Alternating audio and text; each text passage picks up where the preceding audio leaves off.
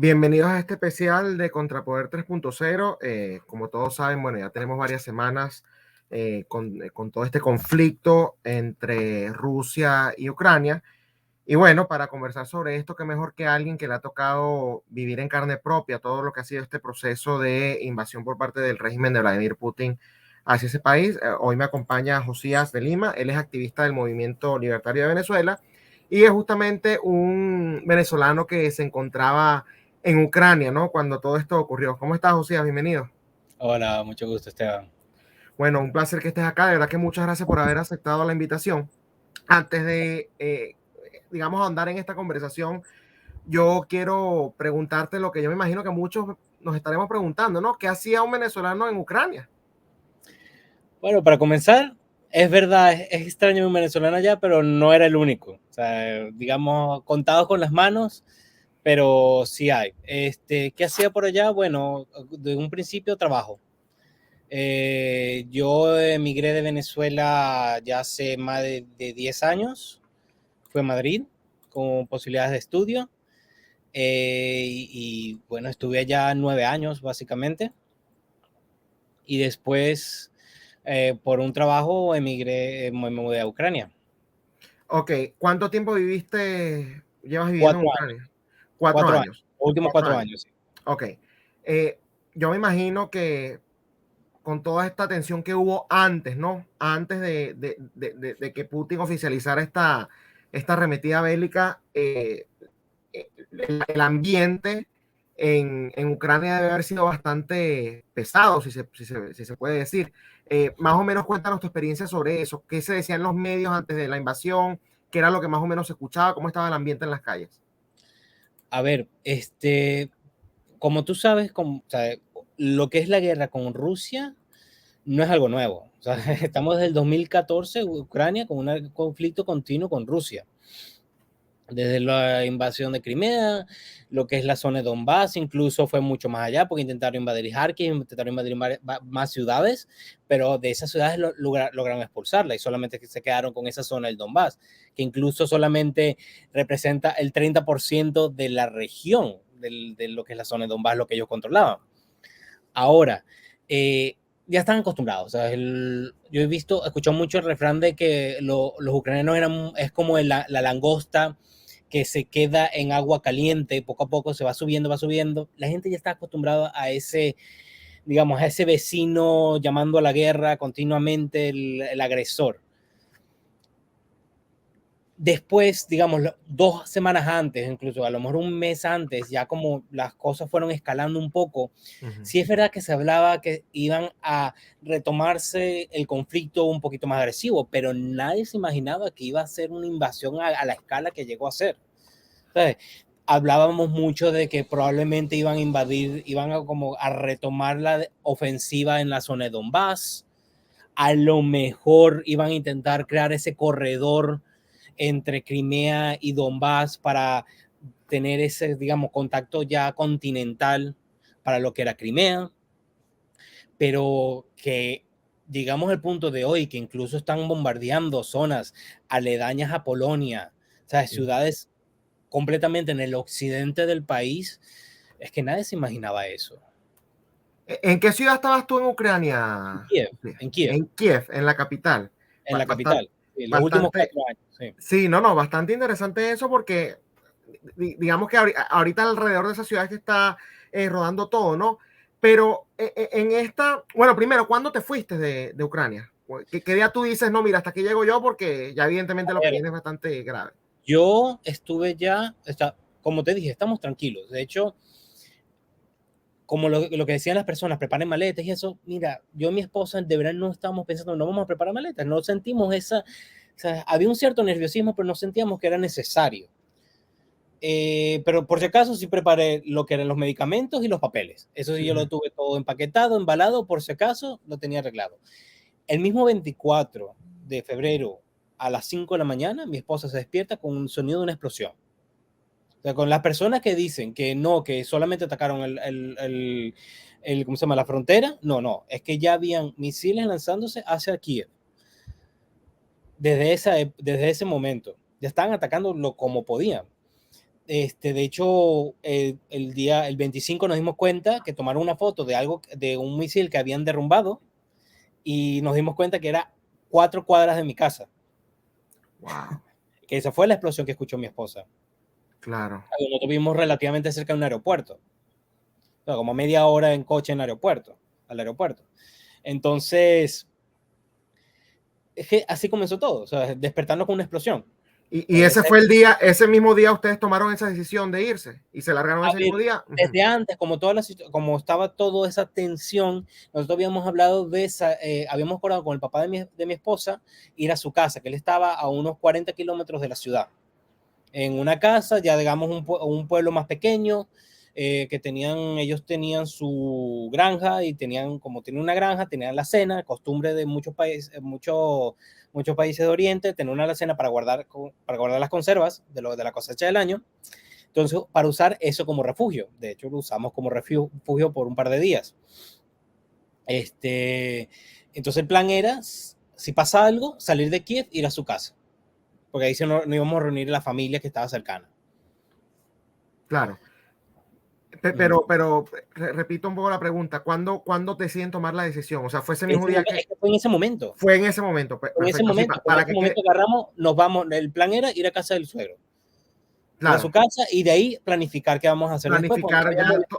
No sabíamos la escala, no sabíamos qué iba a pasar. Claro. Claro, entiendo. No, es que no es lo mismo ver en las noticias, ver cómo se va desarrollando. Tú tienes que tomar esa decisión, sobre todo cuando escuchaste una explosión de hecho, a 4 cuadras. Sí, es que de hecho, mi esposa se despierta, yo no me despierto en ese momento, con la primera explosión, ella se despierta y claro, lo primero que hace, ¿qué pasó?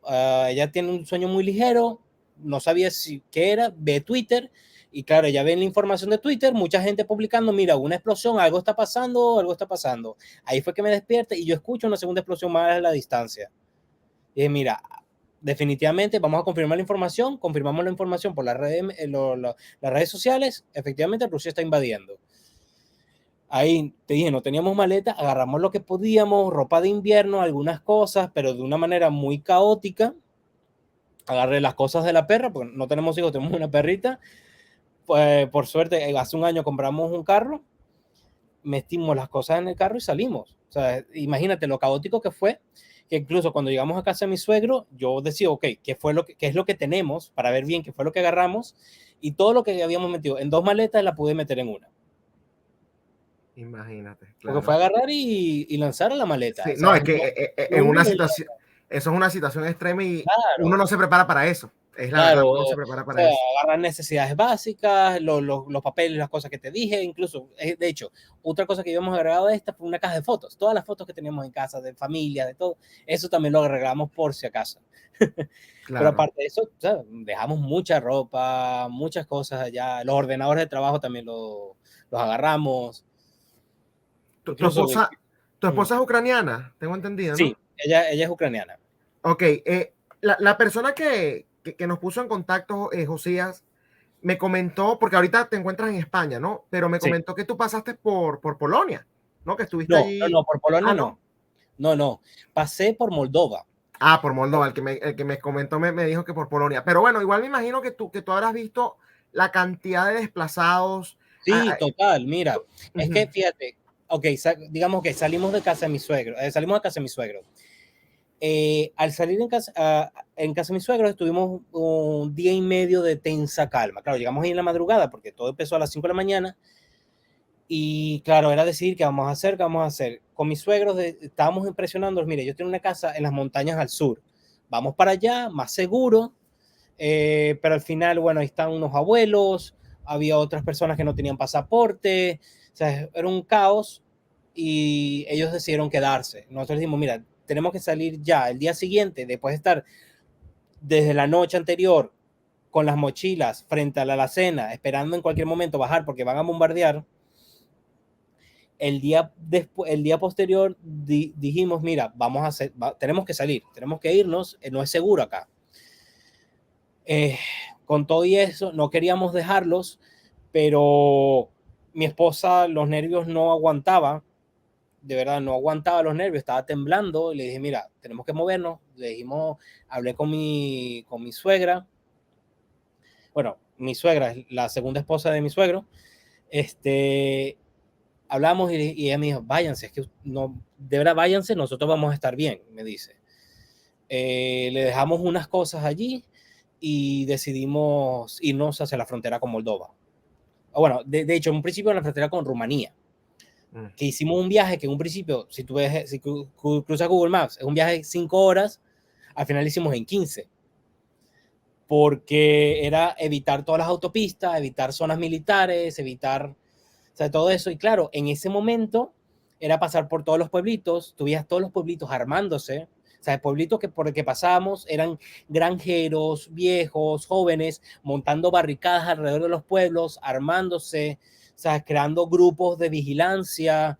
Y conmigo iban cientos de vehículos hacia la frontera. O sea, por eso te digo. Y después, y historias como que cuando cruzamos una vía de trenes y tenemos que parar porque pasaban trenes, lo vimos 2 veces, que eran trenes llenos de niños yendo hacia Occidente. O sea, eran imágenes, claro, no, por fortuna, digamos así, nunca vimos imágenes de guerra, de sangre, porque nos movíamos justamente, digamos, a tiempo. De hecho, al día posterior, digamos, el día después que habíamos llegado a la frontera, nos habíamos enterado que varios puentes por los que cruzamos ya habían sido bombardeados. Así que si hubiéramos pasado por ahí antes, a lo mejor no hubiéramos podido pasar. Y bueno, o sea, sí, vimos muchas cosas, o sea, de gente de verdad, personas que se quedaban, que están ahí dispuestas a darlo todo por defender sus granjas, por defender sus pueblitos. O sea, había mucho miedo en el ambiente, pero también mucha determinación de que aquí nos quedamos. Y en la capital esto sí me llama la atención. Cuando escucharon esos primeros ataques, la gente cómo reaccionó, porque normalmente la gente de áreas rurales tiende a tener más esa actitud que me está diciendo, Sí. pero en la ciudad me imagino que hubo tensión, hubo caos, más o menos cómo fue el ambiente en ese momento. Nosotros tuvimos mucha suerte que nos movimos rápido, porque también vivo en el centro, pero digamos muy cerca de una de las salidas. Ya. ¿No? Entonces, con todo y todo, un viaje de media hora que es para a casa de mi suegro, nos tardábamos hora y media, ¿no? Pero después que llegamos, claro, estamos pendientes de amigos, cosas, de personas que conocíamos y nos enteramos que habían colas de horas por donde habíamos pasado, que era medio rápido, colas de personas pasando horas tratando de salir. Que además suma eso las colas en las gasolineras, suma eso en colas en supermercados para buscar provisiones. ¿Sabes? Era, sí, un poquito caótico, porque es lo que digo, nadie se lo esperaba. Nadie se lo esperaba. Tú ahorita que te encuentras, digamos, bastante lejos, ¿no? de Ucrania, ¿qué se dice, por ejemplo, en España? O sea, ¿cuál es la percepción que tiene la gente, ¿no?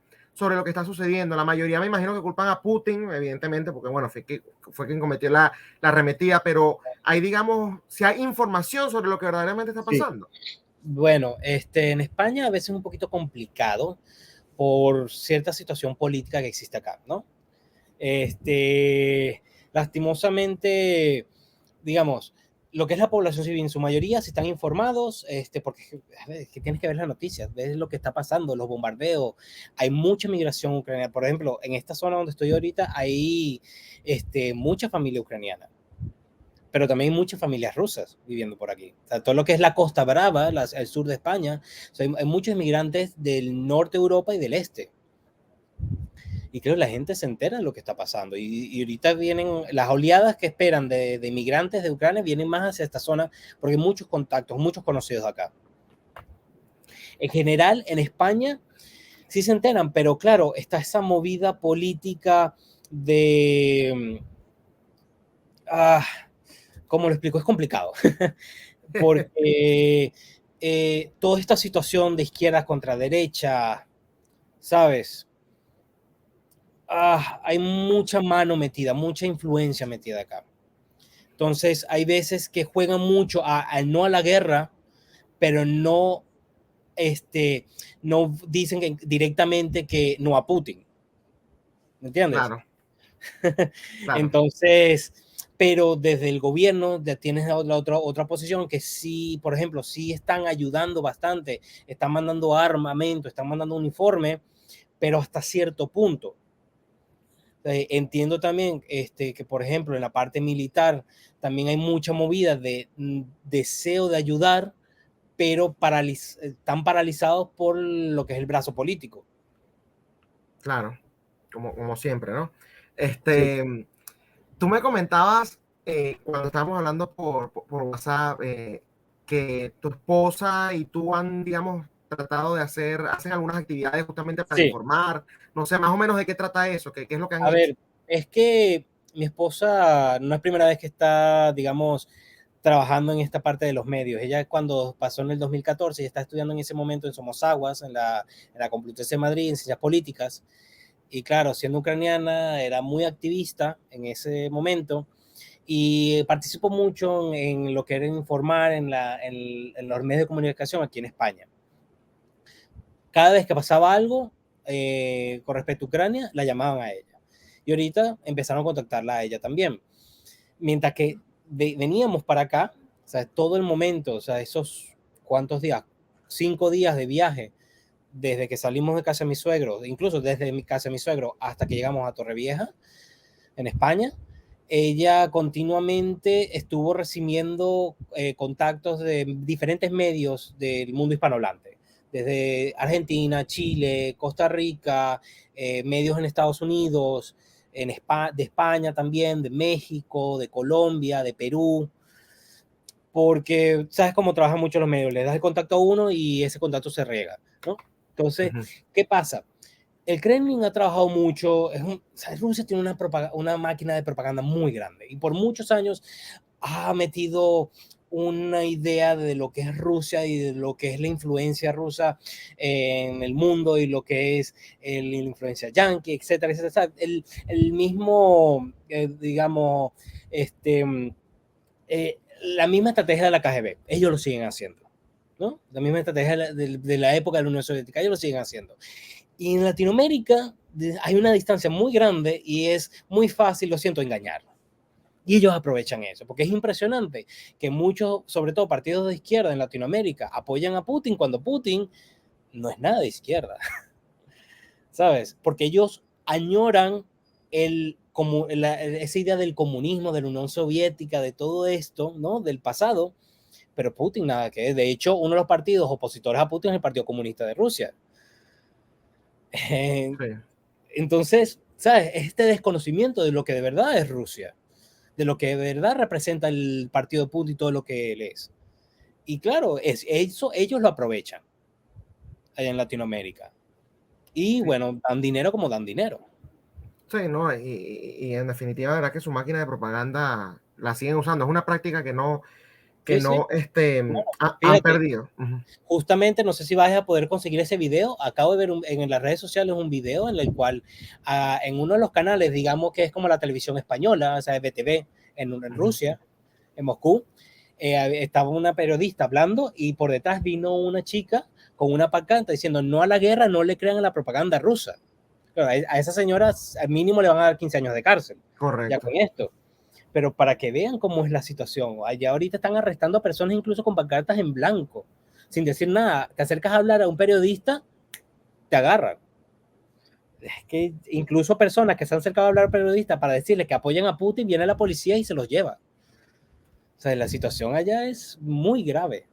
Sí, no, es un estado bastante autoritario. Ya para ir Uh-huh. finalizando, José, me interesa mucho tu perspectiva, ¿no? Porque evidentemente Putin ha vendido la idea de que él le interesa a Ucrania, porque bueno, él quiere otra vez rearmar el imperio de los zares, ¿no? Ya tiene Bielorrusia, tiene Rusia y le falta es Ucrania. ¿Tú crees que él se va a detener allí o No, va a seguir avanzando? no va a parar.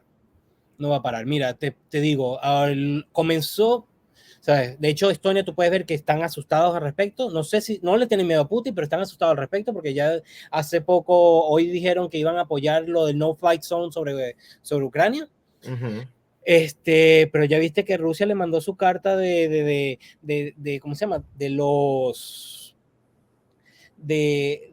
los concerns de seguridad que tiene Rusia a Finlandia y a Suecia, Ujú. que así comenzó todo con Ucrania, ¿no? Una carta de sus consideraciones. Y a ver, es que Rusia tiene problemas con Moldova. Acuérdate que en el 2008 también invadieron a Georgia. que no es algo nuevo. Y Putin utiliza mucho esto para limpiar su cara internamente, porque políticamente adentro está sufriendo mucho. Y personalmente, por lo que veo, que es algo repetitivo siempre cuando hay algún problema interno, vamos a agarrar a alguien afuera. Y es lo que ha hecho en todo esto, en la época con Chechenia, con Moldova, con Georgia, con Ucrania ahora. La cosa es que antes el oeste, los países, el mundo como tal, no se había unido tanto para darle cara a lo que está pasando ahora. Eso es lo que yo creo que Putin no calculó esta vez. Yo creo que además de eso no calculó tampoco la resistencia justamente de los propios ucranianos, pero fíjate algo, tú estás diciendo que no va a parar. Yo comparto tu perspectiva. Yo creo que ahí viene Finlandia, después vendrá Polonia, o sea. Polonia, todo. Yo eso lo comparto. Pero a mí me preocupa un poco que, por ejemplo, desde la Segunda Guerra Mundial, acá hay una frase en los Estados Unidos, ¿no? Que es, creo que es never forget, creo que es lo que dicen, como que nunca olvidar. No, esa es la que usan para la INEM. Para la Segunda Guerra Mundial utilizan otra frase, ¿no? Como que no puedes abandonar. Never again, never again. Never again es la frase que utilizan. Sí. Es never again, la frase que utilizan para recordar justamente lo que fue el tema del Holocausto y de cómo Occidente reaccionó tarde ante la amenaza que representaba Hitler en ese momento, ¿no? Si hay esta percepción por los países que están más cercanos de que Rusia no se va a detener allí, algunos por cierto, miembros de la OTAN, ¿por qué Occidente no reacciona de una vez en Ucrania de una manera más contundente? Porque creo que está el miedo del botón rojo, ¿sabes? Pero el botón rojo se va a dar eventualmente, porque si atacan Polonia y van y la defienden, el botón rojo va. Es que ese es el detalle. De hecho, ya en los medios rusos, claro, porque con mi esposa monitoreamos también los medios rusos, no solamente Occidente. Está bien. Y los medios rusos ya hablan también sobre que sí existe todavía la posibilidad de utilizar la bomba atómica. Que sí, que incluso el otro día vimos un periodista, un reportero, no, mentira, era un analista político ruso que tiene contactos con gente dentro del gobierno, y es que dentro del gobierno no sé, o sea, no tienen problema de decir que sí podemos utilizar la bomba atómica. Y lo decía con el periodista de una manera muy preocupado. Es decir, que es lo que tú dices, no importa si la OTAN o quien sea reacciona o no, ellos van a ir con todo lo que puedan. ¿Por qué no reaccionan? Yo creo que es por miedo a quien lo hace primero. O sea, a lo mejor para que no quedar mal en la historia, que nosotros pudimos haberlo cambiado de manera política o diplomática, o esperan que desde Rusia internamente se haya una movida y haga un cambio de gobierno. Aquí estoy siendo muy sincero, de verdad yo soy pragmático. Y lastimosamente una de las cosas que yo veo que la única manera que esto termine de una manera pacífica es justamente que haya una movida dentro de Rusia. Y de hecho yo conversé con un analista, ¿no? Un experto en geopolítica, y me dijo que eso es a lo que están jugando varios países, entre ellos Inglaterra, que es uno de los que está ahorita como que, por lo menos en retórica, está siendo bastante frontal, ¿no? En contra de Rusia, pero bueno, él allí sí me explicó los detalles de los riesgos y los pros que puede tener esa estrategia. Una guerra civil rusa. ¿Qué desenlace tú le ves a esto? O sea, los ucranianos están resistiendo, pero en el fondo yo creo que sabemos que Rusia tiene mucha más capacidad, ¿no? Claro. Militar Mira, Rusia va a seguir insistiendo, pero Ucrania no se va a dar por vencido. Hay un refrán que mi esposa empezó a utilizar y me gustó mucho, que era que Rusia puede que esté invadiendo con un ejército, pero Ucrania está defendiendo con una nación. Ellos no se dan por vencidos, no se van a dar por vencidos. Es un país que toda su vida, toda su existencia ha luchado por la libertad.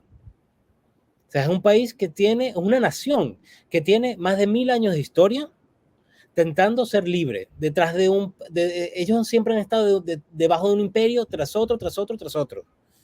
Y cuando al fin, después del 91, logran su libertad, vienen ahora con esto, ya no. Ya cayeron una vez bajo la bota de Moscú, no más. Muchos están claros de ellos. Bueno, de verdad te agradezco un montón, José, por haberme acompañado hoy. Sumado a lo que estás diciendo, si la gente no se somete a Rusia, allí lo que se pueden armar es, pudieran ser, no sé, hasta guerrillas armadas, suponte, de ucranianos. Es que ¿Cómo tú gobiernas un país en donde la gente no puede? Ocupación lo puedes ver ahorita en Gerson. En Gerson en estas ciudades del oeste, donde ya han puesto incluso gobernadores títeres. La gente sigue saliendo a la calle, a pesar que dijeron que era ilegal salir a la calle a protestar. La gente sigue saliendo a la calle a protestar porque es su derecho de existir. Correcto. No es una cosa de vivir, es un derecho de existir como nación, como identificación como Ucrania. Correcto. Bueno, de verdad que ahora sí, Josías de Lima, te agradezco mucho por haberme acompañado en Contrapoder 3.0. Bastante nutritiva esta conversación. Muchas gracias a ti por dar una voz. Bueno, era Josías de Lima, activista del Movimiento Libertario de Venezuela y un venezolano, ¿no? Que estuvo viviendo por 4 años en Ucrania y que ha vivido todo este proceso desde Europa y en primera persona. Así que bastante importante escuchar este testimonio. Esto ha sido todo por hoy en este especial de Contrapoder 3.0, pero nos vemos más adelante en nuestra programación regular a las 6 de la tarde por este mismo canal de Contrapoder 30 en YouTube.